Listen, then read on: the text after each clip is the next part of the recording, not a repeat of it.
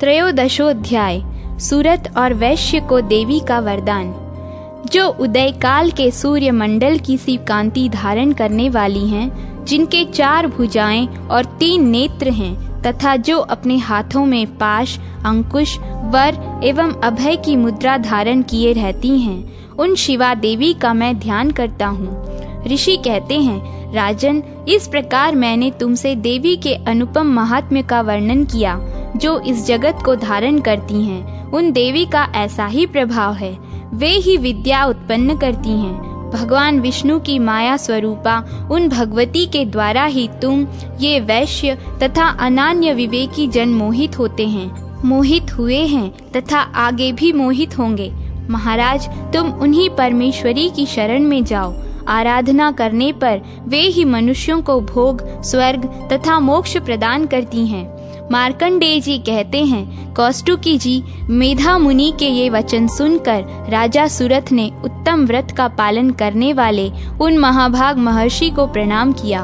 वे अत्यंत ममता और राज्यापहरण से बहुत खिन्न हो चुके थे। महामुनि, इसलिए विरक्त होकर वे राजा तथा वैश्य तत्काल तपस्या को चले गए और वे जगदम्बा के दर्शन के लिए नदी के तट पर रहकर तपस्या करने लगे। वे वैश्य उत्तम देवी सूक्त का जप करते हुए तपस्या में प्रवृत्त हुए। वे दोनों नदी के तट पर देवी की मृण्मयी मूर्ति बनाकर पुष्प, धूप और हवन आदि के द्वारा उनकी आराधना करने लगे। उन्होंने पहले तो आहार को धीरे धीरे कम किया, फिर बिल्कुल निराहार रहकर देवी में ही मन लगाए एकाग्रता पूर्वक उनका चिंतन आरंभ किया। वे दोनों अपने शरीर के रक्त से प्रोक्षित बलि देते हुए लगातार 3 वर्षों तक संयम पूर्वक आराधना करते रहे।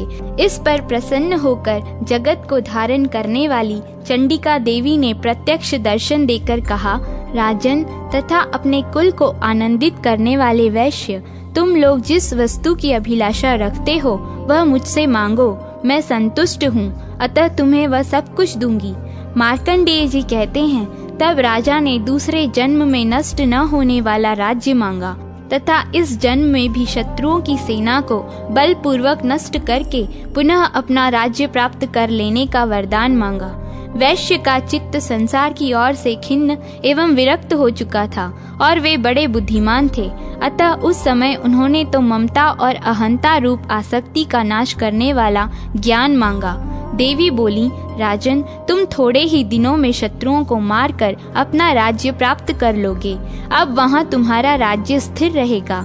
फिर मृत्यु के पश्चात तुम भगवान विवस्वान के अंश से जन्म लेकर इस पृथ्वी पर सावर्णिक मनु के नाम से विख्यात होगे। वैश्यवर, तुमने भी जिस वर को मुझसे प्राप्त करने की इच्छा की है उसे देती हूँ। तुम्हें मोक्ष के लिए ज्ञान प्राप्त होगा।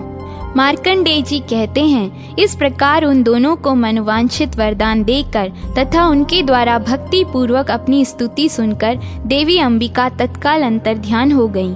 इस तरह देवी से वरदान पाकर क्षत्रियों में श्रेष्ठ सूरत सूर्य से जन्म ले सावर्णी नामक मनु होंगे। इस प्रकार श्री मार्कंडेय पुराण में सावर्णिक मनवंतर की कथा के अंतर्गत देवी महात्म्य में सूरत और वैश्य को वरदान नामक 13वां अध्याय पूरा हुआ।